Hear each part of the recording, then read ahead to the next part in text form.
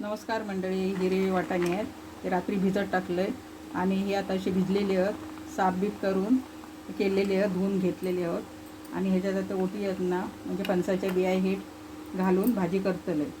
कुकरमध्ये भाजी करून घेत आहे. आता ह्याच्यात तेल घालतं आहे.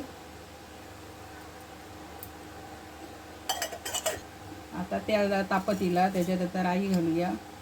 राई चांगली तडतडू होईल.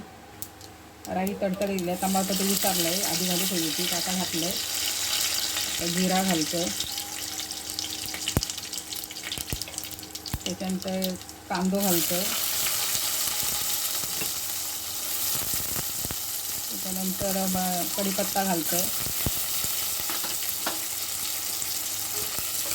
ढवळून घेतलं आहे फोडणी.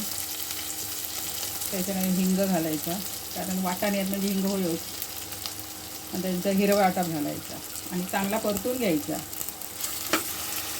आता ह्याच्यात टमाटे घालतं, ते पण परतून घ्यायचे. थोडीशी हळद घालते फोडणीमध्ये. हिरवे वाटाणे आणि ओटी ते असे घालायचे, ढवळायची, चांगली परतून घ्यायची. आता ह्यो मालवणी मसालो घालायचो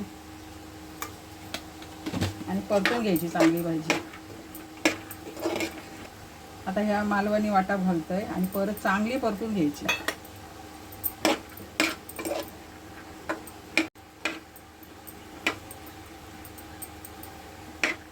पाणी घालायचं आपल्याला पाहिजे तेवढं. आता या पाणी घातलंय आणि आपल्याला कशी चपातीवर खायची असते, भाकरीवर खायची असते, तसं भाताबरोबर पण लागते ना, म्हणून अशी मध्यम करायची, म्हणजे जास्त पातळ पण नाही आणि जास्त घट पण नाही उसळ करायची. आता मी मीठ घालते चवीपुरता. आता मी ह्याच्यावर कोथिंबीर घालतोय आणि ढवळायचं असं.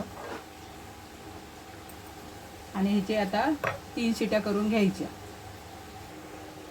आता मी कुकरचं झाकण लावतोय आणि ह्याची 3 शिट्या करून घ्यायची. 4 शिट्या झालेले आहेत, 3-4 शिट्या करायची. 3च केले आहे मी, पण शिरले आहेत चांगले बघा. आणि तयार झाली आता उसळ.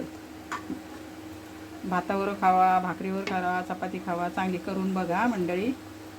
मस्त आता गरमागरम आपली हिरव्या वाटाण्याची वाटपाची उसळ आपली तयार झाली असा. खाऊ केव्हा.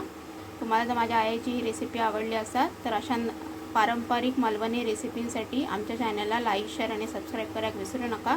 असे जोडून राहा. आता आपण पुढच्या रेसिपी भेटूया. बाय. काळजी घ्या.